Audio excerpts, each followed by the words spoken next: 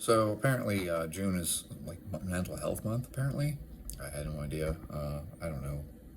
I don't even know what month it is, so I like that. But yeah, I saw some post talking about how June is mental health month, and of course we don't care about mental health in this country. Why would you? And I made a post recently talking about how I just squat. That's what I do. I squat. No matter what happens in life, I just go squat. And that's my routine. Now, what does this have to do with mental health? Well, this has everything to do with mental health, obviously, because otherwise I wouldn't have started the video off with talking about mental health, right? And so, what is this getting to?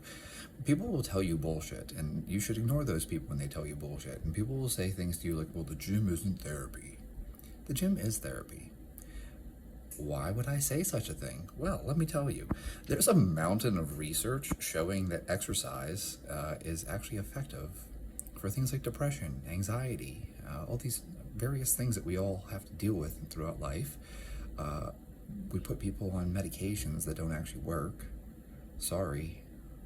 I am basing that off of a mountain of research that suggests that serotonin is not the reason why you're suffering depression. I know that lots of people want to believe that it's that simple, just take a pill.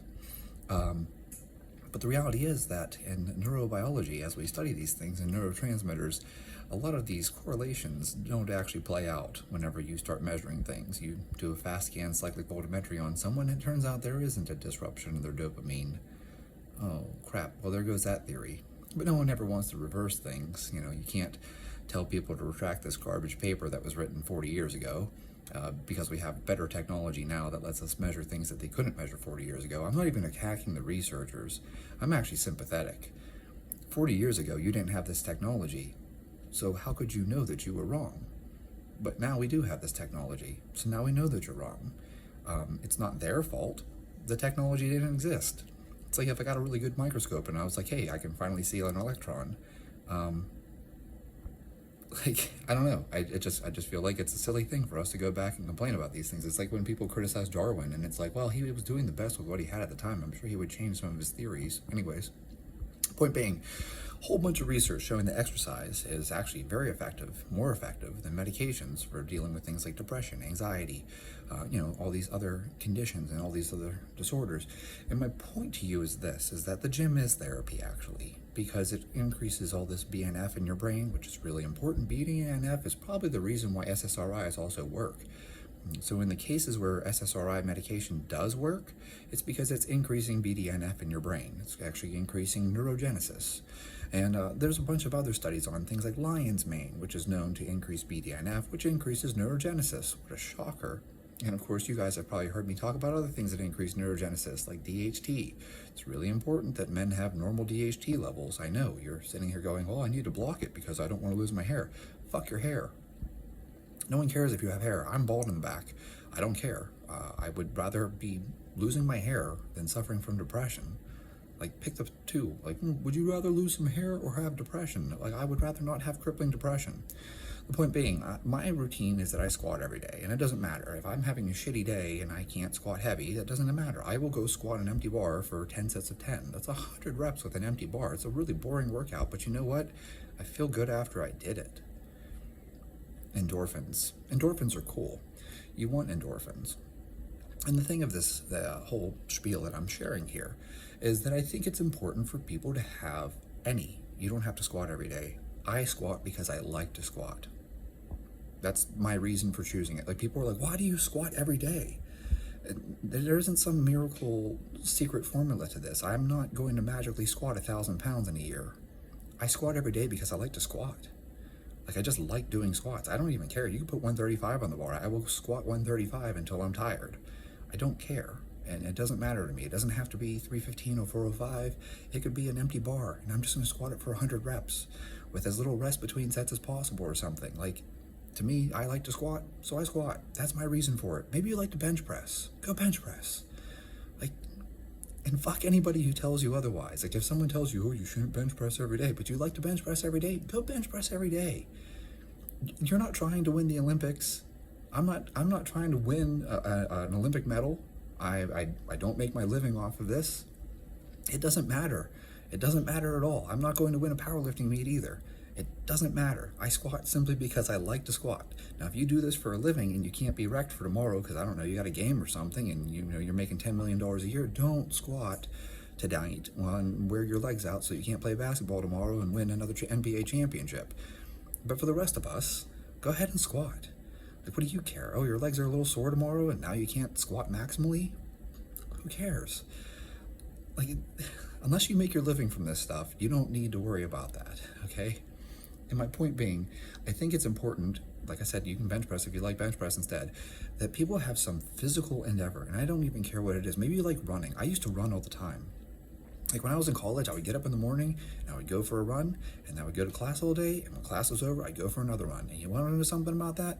I think it actually is the reason why I don't really suffer from ADHD, despite the fact that doctors tell me, oh, you have ADHD. And it's like, really? Because I don't have a problem focusing. I hyper-focus. The problem is I hyper-focus on the wrong things. I'm easily distracted. Hey, there's this thing going on over here, and I should be doing this dissertation, but instead I'm going to spend the next 4 hours going down this rabbit hole because I read some citation in a paper, and now I need to read all these other papers. And now I have 133 tabs open on my browser, and I haven't put a single word into this Word document. Sound like anyone you know? But the thing is that what's really weird is if I go for a run, it doesn't have to be long. I can sit down and I can focus. Huh. Why is that? I have no idea why. What I can tell you is that the ADHD is bullshit. It's actually executive function disorder. You don't have a deficit of attention. What you have is an inability to regulate your attention. That's why you're easily distracted, and you can sit down and play video games for 8 hours straight and lose track of time. But you can't sit down and do the thing you actually need to do. It's an inability to regulate attention. It's not a deficit of attention. Well, exercise helps people focus. So if you go for a run or something like that, what happens is that people are then able to focus.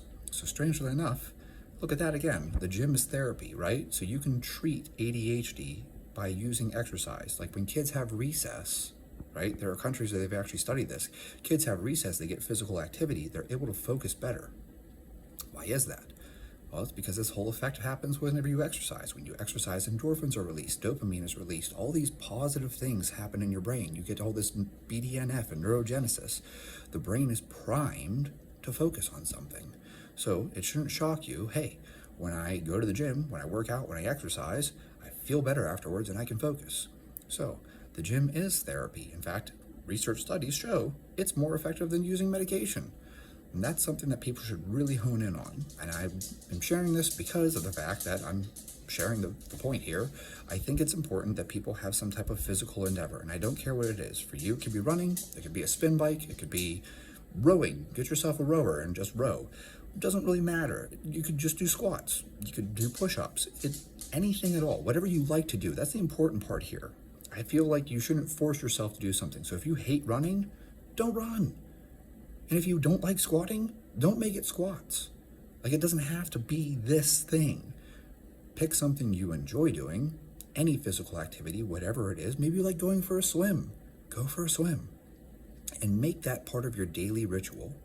And I swear to you, if you have a daily ritual and a daily routine and you get some physical activity in every day, I don't care if it's going for a walk. It could be going for a walk. You like going for a walk? Take your dog for a walk. Your dog wants to go for a walk too.